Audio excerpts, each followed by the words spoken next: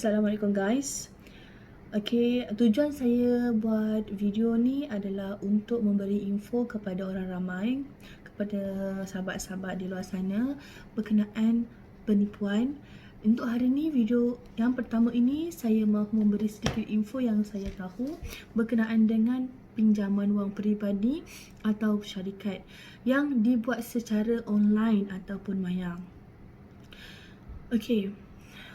Untuk tipu pinjaman wang peribadi ataupun syarikat, kita boleh tengok nowadays banyak iklan-iklan yang telah dipamerkan di media sosial seperti Facebook, Instagram, Twitter, laman mudah, juga di laman-laman web, yang kita boleh search dekat dalam Google, Yahoo. Selain tu banyak juga iklan-iklan tawaran pinjaman wang yang boleh kita tengok di WhatsApp ataupun SMS lah, banyak kita terima, betul. Untuk pengetahuan anda semua, untuk pengetahuan sahabat-sahabat sekalian, tipu pinjaman wang ni, pinjaman wang peribadi secara online ni kita nampak seperti mudah, di mana kita tengok tawaran yang dia bagi ni memikat hati orang ramai untuk buat pinjaman dengan syarikat tersebut. Kerana dia menawarkan tempoh bayaran balik mungkin panjang ataupun ringkas, nilai yang sedikit, dan bayaran balik tu tak banyak, tak tinggi lah. Jadi kat sini step pertama, mereka akan menyuruh kita untuk, kalau melalui laman sosial Facebook contohnya ataupun laman-laman web, dia akan suruh kita berikan satu link untuk mengisi borang. Di borang ni kita akan isi kita punya butiran-butiran, termasuklah jumlah pinjaman yang nak dibuat dan nombor telefon. Kalau melalui SMS, yang kita terima, kita akan WhatsApp lah, kita akan balas WhatsApp ataupun SMS yang kita terima, betul. Jadi daripada laman sosial Facebook ataupun laman apa-apa laman sosial lah ataupun laman web, dia akan bertukar kepada aplikasi WhatsApp ataupun mesej. Selalunya dia menggunakan aplikasi WhatsApp. Dan step pertama, bila kita tanya adakah tanya sama adakah ada berminat, ataupun dia akan bagi kita cakap kita bagi apalah tawaran yang produk lah, berapa ribu untuk berapa bayar, bulan-bulan berapa.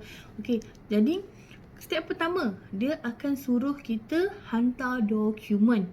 Itu memang common, semua dia akan suruh hantar dokumen. Sama ada dia akan suruh kita hantar salinan kad pengenalan kita, penyata gaji, penyata akaun bank, dan kalau kita nak buat pinjaman untuk syarikat, dia akan suruh kita hantar SSM lah. Dan bila kita hantar dokumen-dokumen diminta dia, dan selalunya dokumen tu akan dihantar melalui WhatsApp, secara bergambar. Bila kita hantar, dia akan suruh kita buat pembayaran pertama. Tapi sebelum tu saya nak maklumkan, untuk pinjaman wang peribadi ni, bagi saya setakat ni dia ada tiga benda lah, tiga cara. Yang pertama, pinjaman wang yang menyebabkan kerugian, iaitu kita bayar tapi kita tak dapat pun duit pinjaman tu. Kita rugi. Kita nak pinjam duit tapi kita rugi. Yang kedua, kita pinjam duit, kita dapat duit yang kita pinjam, kita tak ada bayar, tapi pinjaman tu daripada menjadi kononnya pinjaman berlesen, menjadi pinjaman seperti pinjaman alung. Yang ketiga, kita pinjam duit, sama ada kita dapat ataupun tak dapat, tapi kita serahkan kita punya kad ATM ataupun kad debit ataupun maklumat perbankan online untuk digunakan oleh sindiket ni,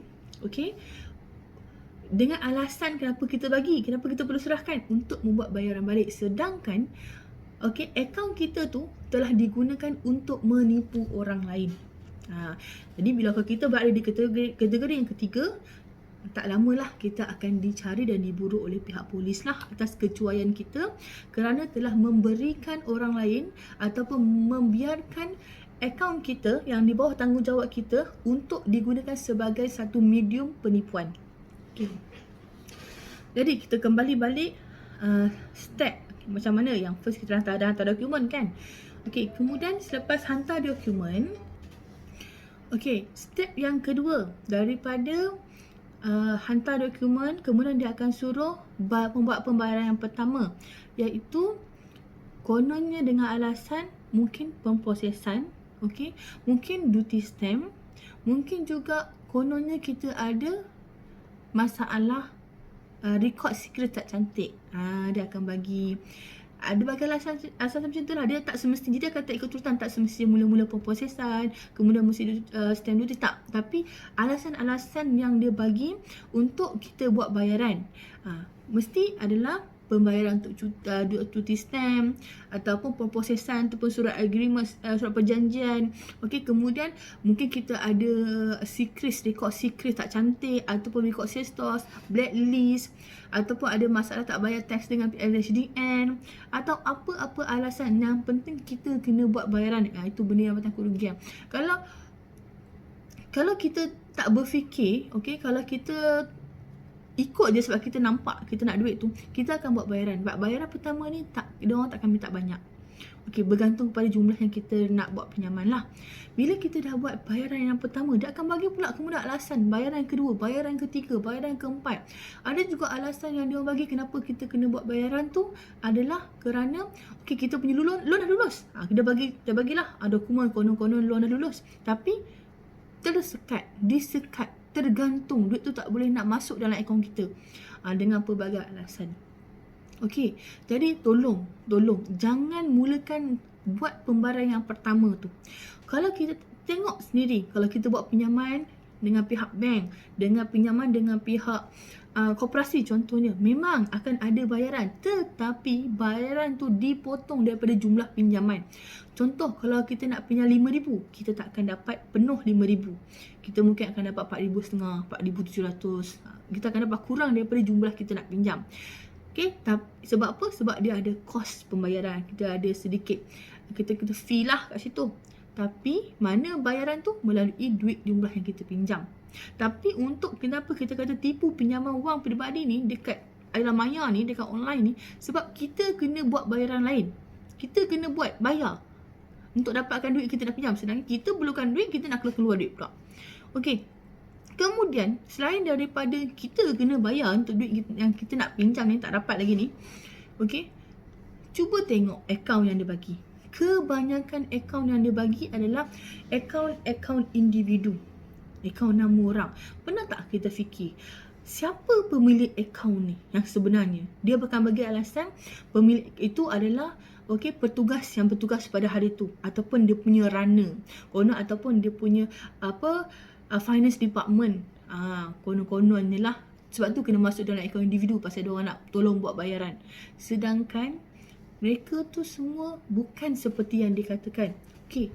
Dan saya boleh katakan kebanyakan orang-orang tu adalah orang yang sama seperti anda yang nak buat pinjaman.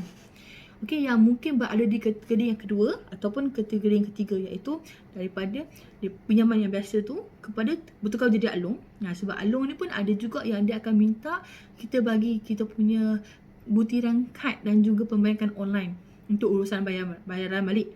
Okey, yang kedua tu, kita nak pinjam tu, kita bagi kad tu untuk dapatkan pinjaman tu. Dia menggunakan dua kategori ni. Orang yang berada dalam dua kategori ni untuk tipu orang lain, untuk orang yang dalam kategori yang pertama. Okey, jadi kat sini guys, bagi sesiapa yang telah terlacak menyerahkan kad dia, post kad dia ataupun serah pada mana-mana individu yang dia tak kenal, untuk urusan seperti ini ataupun apa-apa urusan lain yang dia dah bagi dia punya kad dia ataupun butiran akaun dia kepada orang lain, tolong pergi semak dekat bank. Batalkan kad tu, tukar kad, dan kalau berani dan sebaiknya pergi ke mana-mana balai polis buat semakan. Sama ada akaun anda telah digunakan oleh mereka untuk menipu orang lain. Akaun anda telah digunakan sebagai medium penipuan kat sini. Jadi tolong saya minta ambil tindakan segera. Kalau ada yang telah bagi, tolong terus, selepas kita tengok video ni, terus call ataupun sekarang juga call pihak bank, batalkan kad. Tolong. Jadi untuk hari ni, untuk video ni setakat ini saja. Kalau ada apa-apa yang anda rasa tak faham ataupun yang rasa perlu ditambah dalam info-info yang anda nak tahulah, okey, boleh komen kat bawah. Mungkin saya boleh improve lagi lah untuk video-video saya akan datang untuk bagi lebih penerangan lah untuk info yang saya tahu yang boleh membantu anda, dan saya harap video ni dapat membantu anda semua daripada terjebak dengan kes-kes penipuan tipu pinjaman wang secara online. Okey. Jadi guys, kalau anda berminat, sila subscribe. Okey, subscribe saya punya channel. Subscribe dan like untuk video-video akan datang. InsyaAllah saya akan post lagi video-video berkenaan dengan tipu, sebab kita ada banyak kategori tipu. Okay, thanks you guys for your support and see you next time. Thank you.